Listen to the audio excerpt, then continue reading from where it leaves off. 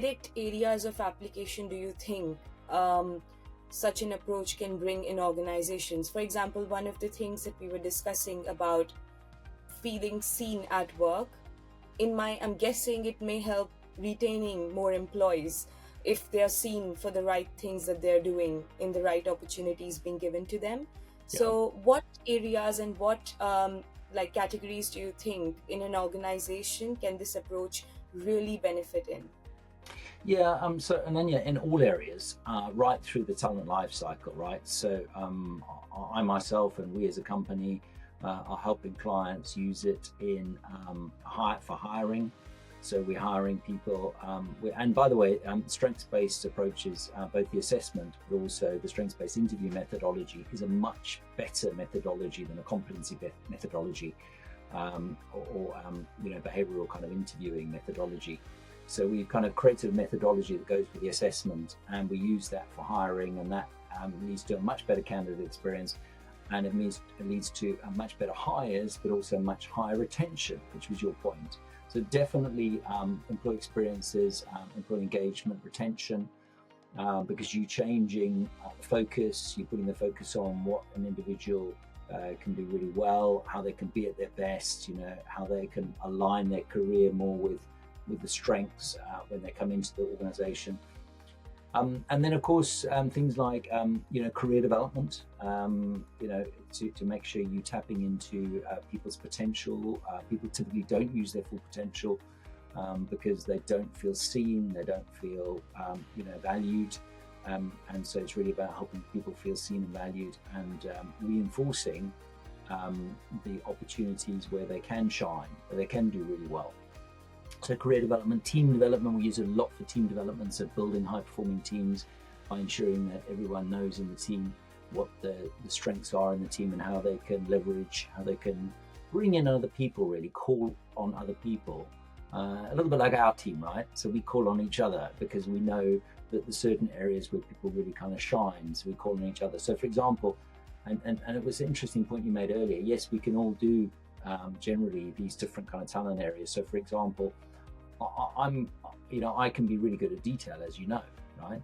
But it doesn't energize me. So after about 45 minutes, an hour, I'm really drained by detail. So I'm not the guy to be doing detail day in, day out.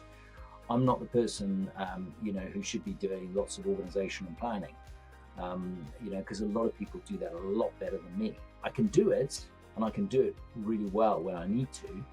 But the question is, can people do it better than me, and does it energize people more than me? Absolutely.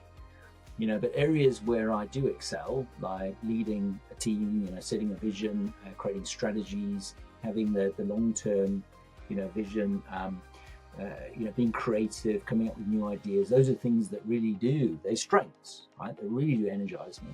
And I think I can then be at my best. So it frees me up to do what I do well and be at my best if other people are doing these other things. So definitely team development, and then a whole culture change. I think in a situation at the moment where we're running a breakfast event, as you know, tomorrow, where we're going to be talking about how to change organizations in a more human-centric and positive way. Because a lot of the change that we're seeing going on at the moment is actually very demoralizing. It's very damaging to employee motivation, employee retention, because you've got practices like people being fired without knowing why they're being fired in downsizings. And you've got things like multiple kind of over a period of time, multiple rounds of redundancies and layoffs, which doesn't help motivation and so on. You've also got very little effort going into how do you maintain motivation of those who remain with the organization during a big period of layoffs, for example. You've got things like, people being fired based on performance reviews, and performance reviews alone, so without taking account of the broader context. So, for example, a more progressive organization might say, okay, well, that person's not performing that particularly well in that role. let's look at that. Let's diagnose the reasons why they're not performing well in that role. And are there any other roles for them in the organization where they might be able to perform better, which play their strengths better? So these sorts of things, I think we need to really, surface and improve the way we plan change, we deliver change, we execute change, and then the way we measure change as well, because that's the other thing. I mean, change is not particularly well kind of evaluated. So we are going through a period at the moment where I can see that it's a more difficult economy. It's more of a recessionary environment, of course, or certainly economic slowdown. We probably can't use the recession word. We're not officially in a recession, but it feels like sometimes, it's a difficult economy.